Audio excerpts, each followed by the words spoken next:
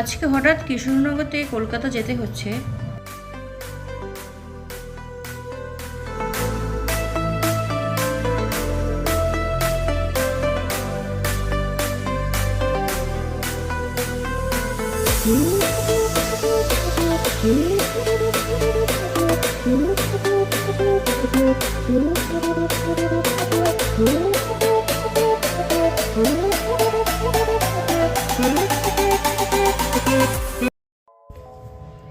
ব্যবসা নিয়ে একটু ঝামেলায় আছি কদিন ধরে। কালকে রাতে হঠাৎই ঠিক হলো যে মিটিং হবে, তাই সকাল সকাল কৃষ্ণনগর থেকে রওনা দিতে হয়েছে।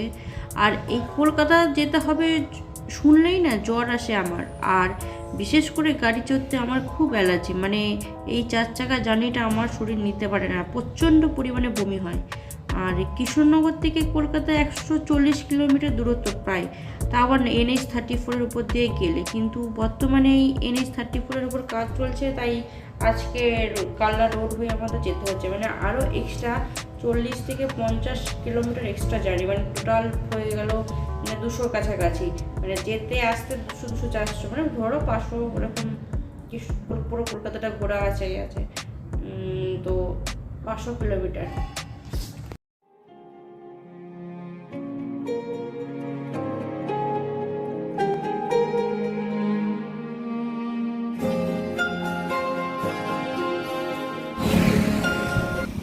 একটা সুন্দর সকালে স্বাগত সবাইকে। এখন জাস্ট আমরা কালনা ছাড়িয়ে এখন কোথায় আছি? আমরা কুর্তিপাড়ার দিকে কালনা রোড হয়ে এসেছি। ওদের সব ব্রেকফাস্ট হয়ে গেছে, তো না ব্রেকফাস্ট করবো, জাস্ট চাটা খাবো। চলে ব্রেকফাস্ট করা যাক। আমি খাবো না রুটি, দেখি কি আছে।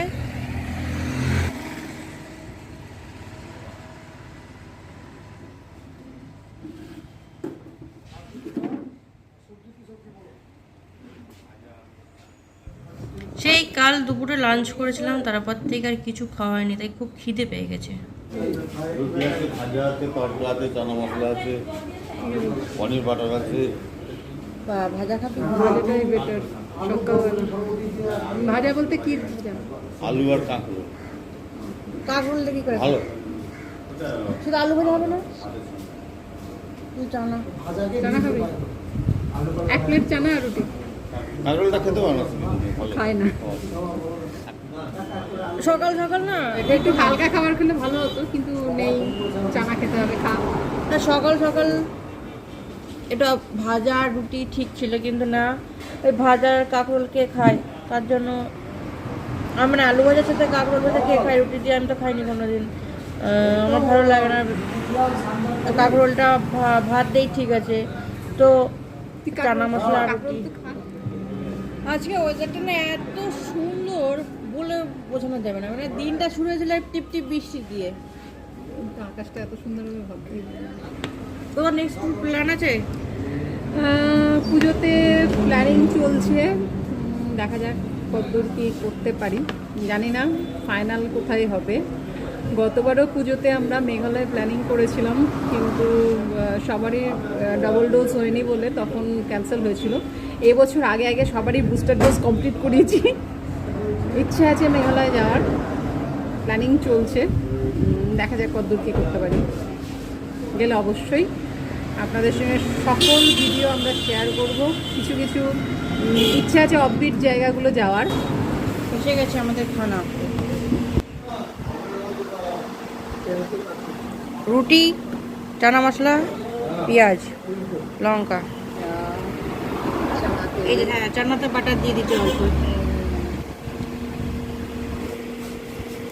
সকালবেলা পেঁয়াজটা কি খাওয়া যায়? একদমই নেই।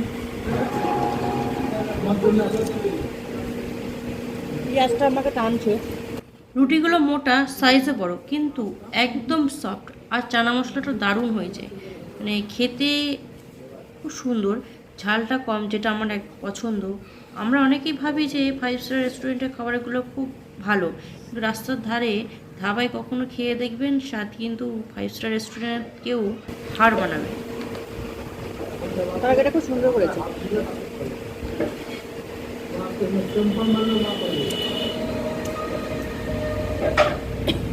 ওখানে সকালবেলা ভাতও পাওয়া যাবে।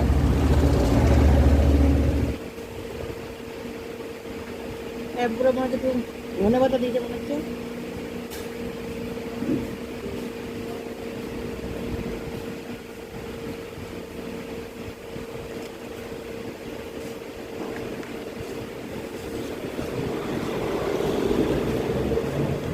কোনো খাবার দে, চানা মশলা বা এমনি কোনো ভাজার সাথে, আলু ভাজা এর সাথে পেঁয়াজ না খেলে কিন্তু ভালো লাগে না।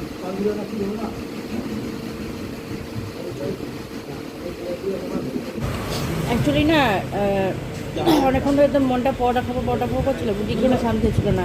শেষ পাতে একটা পরোটা নিয়েই ফেললাম, তার সাথে ঘুগনি দিয়েছে। দেখা যাচ্ছে তো? হ্যাঁ দেখা যাচ্ছে। আর চানা মশলা আছে। পরোটা খেয়ে নিই। পরোটাটা তিন পিস কি দেবে? এক পিস, অনেকটা বড় কিন্তু। খেয়ে নি। হ্যাঁ, এসব লোভীরা কখনো রোগা হতে পারবে না।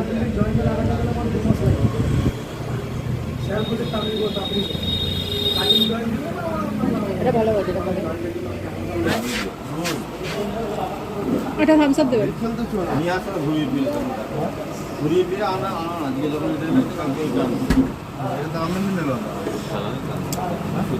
দুটো ঝুড়ি ভাজা। মাছটা কি থাকবে।